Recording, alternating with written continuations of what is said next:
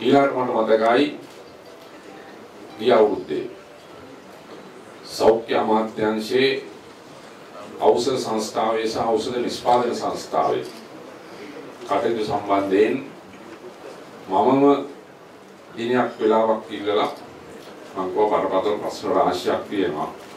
හරිම අමාරුයි මේගොල්ලන් පාලනය කරන්න. පොරකම දූෂණය කියන එක මුල් බැහැලා තියෙන්නේ. ඒ නිසා මේගොල්ලෝ ගෙනත්ලා පොඩ්ඩක් කතා කළොත් හොඳයි කියලා මම කිව්වා.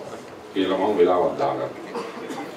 සෞඛ්‍ය අමාත්‍යාංශයේ ප්‍රධාන නිලධාරීන් සහ ඖෂධ සංස්ථාවේ නිෂ්පාදන සංස්ථාවේ ප්‍රධාන නිලධාරියේ සාකච්ඡාවට ආවා.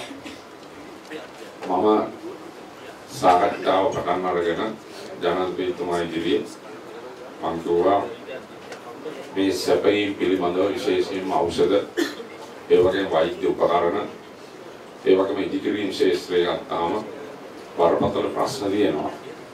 ඊටමත් නරක විදිහට මේ දූෂණ තත්ත්වයන් තියෙන්නේ විශාල මුදල් ප්‍රමාණයක් අපතේ යන හොරකම් කරනවා. ඒක නිසා මේ ගැන වැඩපිළිවෙලක් ඉක්මනට ගන්න ඕනේ කියලා තමයි මගේ අමාත්‍යාංශයේ නිලධාරීන් සහ ඖෂධ සංස්ථාවේ සහ නිෂ්පාදන සංස්ථාවේ නිලධාරීන් සියලු දෙනා ඉස්සරහ මට කිව්වා මේ සැපේන් වල වංචා දූෂණ දිනන නම් ඒවා කොට්‍රේජනල් බලාගනි.